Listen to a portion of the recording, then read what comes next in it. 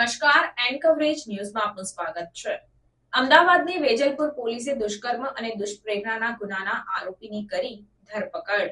પ્રાપ્ત માહિતી અનુસાર શહેરના વેજલપુર વિસ્તારમાં રહેતી એક યુવતીએ થોડા દિવસો પહેલા તેના ભાઈના ઘરે આપઘાત કર્યો હતો.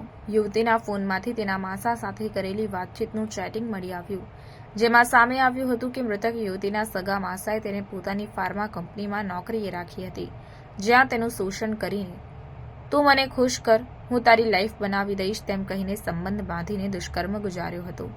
યુવતીને ગર્ભ રહી ગયા બાદ તેણે આપઘાત કર્યો હતો. વેજલપુર પોલીસે મૃતક યુવતીના નરાધમ માસા સામે ગુનો નોંધતા તે ફરાર થઈને જામનગર ખાતે રહેતો હતો. ત્યારે દુષ્કર્મ અને દુષ્પ્રેરણાના ગુનામાં ફરાર આરોપી શહેરમાં આવતા જ વેજલપુર પોલીસે તેની ધરપકડ કરી છે. આરોપીએ અન્ય કેટલી યુવતીઓને શિકાર બનાવી હતી તે દિશામાં પણ પોલીસે તપાસ શરૂ કરી છે. અફેર હતો જે ફેક્ટરીમાં જ્યાં કામ કરતા હતા તેમની સાથે, અને એના લીધે એને લાગી આવતા પોતાએ સુસાઇડ કરેલું છે, જેથી કરીને એને એની ફરિયાદ દાખલ કરાવી. કેયુરભાઈ છગનભાઈ ફૂટ પોતે ગીર સોમનાથના વતની હતા અને તેમને આના વિરુદ્ધ ફરિયાદ આપી, અને એના થોડા હમણાં વેદાંશી કરીને જે એમની સાથે જોબ કરતી છોકરી, એનો પણ એમાં એમનો રોલ હતો કે ભાઈ મને ખ્યાલ હતો એમને આવા મેસેજ કરેલા. જે ચેટ મેસેજ ઉપરથી અમે આગળની તપાસ કરી અને ગુનો નોંધેલ હતો, અને એના આધારે આરોપી વિરુદ્ધ પૂરતા પુરાવા હતા એટલે અમે ગુનાની આગળની તપાસ કરતા આજ રોજ આરોપીને અત્યારે ધરપકડ કરવામાં આવેલ છે. સાહેબ, આરોપીએ શું લાલચ આપીને નોકરીએ રાખી હતી અને કઈ રીતે આ સમગ્ર બનાવ છે કઈ રીતે બનવા પામ્યો છે? આરોપીને ત્યાં એ છેલ્લા 4 વર્ષથી જોબ કરતી હતી, એટલે એકબીજાના સંપર્કમાં આવતા હતા, અને પોતે કુટુંબીજનો હોય દૂરના, એટલે પોતાની સાથે લાગણીના સંબંધથી પહેલાં વાતો કરતા, અને ત્યારબાદ એને લાલચ આપી, લગ્નની લાલચ આપી અને પગારની, એમને નોકરીની જરૂરિયાત હતી, એટલે એકબીજાના પ્રેમ સંબંધમાં આવ્યા અને એકબીજાના સંપર્કમાં આવ્યા.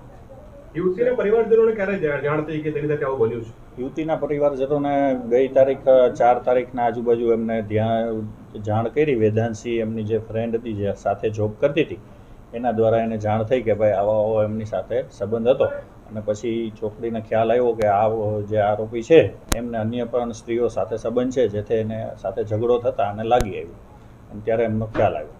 યુવતીને ગર્ભ પણ રહી ગયો હતો સાહેબ, એ બાબતે શું ફરિયાદમાં ઉલ્લેખ કરાયો છે? યુવતીને ગર્ભ રહી ગયો હતો એ બાબતે ફરિયાદમાં શું ઉલ્લેખ કરાયો? હા, યુવતી એને ગર્ભ રહી ગયો હતો અને એને ટ્રીટમેન્ટ કે દવા કરાવેલી છે. એને હજી હાલ તપાસ પણ ચાલુ છે, અને જે કંઈ ડૉક્ટરના નિવેદન ને એ સારવાર જ્યાં જ્યાં લીધી છે તેની પણ આગળ તપાસ ચાલુ છે. એ પણ ફરિયાદમાં આપણે ઉલ્લેખ કરેલો છે. આરોપીનો બેકગ્રાઉન્ડ શું છે? બંને વચ્ચે કેટલા સમયથી સંબંધ હતો? યુવતી કેટલા ટાઈમથી ત્યાં નોકરી કરતી? આરોપી પોતે છે એ મૂળ જામનગરનો વતની છે, અને 2015થી અહીં ફેક્ટરી, કેમિકલ ફેક્ટરી ધરાવે છે, અને આ જે યુવતી છે એ 2020થી ત્યાં જોબ કરે છે, અને એમના કુટુંબી માસીને એમના બેનના કોઈ રિલેટિવમાં જ થાય છે, અને છેલ્લા 4 વર્ષથી ત્યાં જોબ કરતી હતી. આરોપી જે પોતે સોશિયલ મીડિયા મારફતે પણ અન્ય યુવતીઓ, અન્ય જે કર્મચારી, મહિલા કર્મચારી હતી તેની સાથે પણ વાતચીત કરતો હતો, સંબંધ તેની સાથે હતા, તે અંગે કોઈ તપાસ કરવામાં હવે અત્યારે હાલ એમની તપાસ ચાલુ છે, એટલે હાલ અત્યારે જે આરોપી એરેસ્ટ થશે પછી એનો મોબાઈલ કબજે કરી અને FSL મોકલશું. ત્યાર પછી આપણને એમાં વધારે પુરાવાની ખ્યાલ આવશે કે કોની સાથે કેવી રીતે ચેટ કરતો, અથવા વધુ પુરાવાની તપાસ થાય. યુવતી આત્મહત્યા માટે મજબૂર કેમ થઈ? શું એવી બાબતો હતી? યુવતીને એવું લાગ્યું કે આ મારી યારે છેતરપિંડી કરી. યુવતીને એવો ખ્યાલ આવ્યો કે આ અન્ય સ્ત્રીઓ સાથે પણ સંબંધ રાખે છે, જેથી કરીને એને લાગી આવ્યું. ખબર કેવી રીતના પડી કે એને ચેટમાં જ ખબર પડી. વોટ્સઅપ ચેટ એને પોતાને મોકલેલી છે. મેં આપને કીધું એમ કે એની ફ્રેન્ડની ચેટમાંથી મળી હતી, એને છેલ્લે આપી હતી, અને એ પણ ચેટ અમે કબજે કરી છે, જે એને છેલ્લે વાતચીત થઈ છે, અને એ ચેટ દ્વારા જ એમને ખ્યાલ આવ્યો કે આ અન્ય સ્ત્રીઓ સાથે પણ સંબંધ રાખતો છે. આ ઘટનામાં આરોપી સર ક્યાં ફરાર થઈ ગયો હતો, કઈ રીતે પકડાયો? એ પોતે એવું હાલ તો હજી તપાસ ચાલુ છે, અને અલગ અલગ જગ્યાએ જામનગર એમના વતન ને રાજકોટ ને એવી રીતે એ ગયેલો હતો એવું પ્રાથમિક દ્રષ્ટિએ પોતે જણાવે છે. યુવતીની મિત્ર સાથે ચેટ કરતો હતો, બીજી અન્ય કોઈ સ્ત્રીઓ સાથે કે કર્મચારીઓ સાથે પણ ચેટ કરતો હતો? એ હજી હાલ તપાસ પર બાકી છે.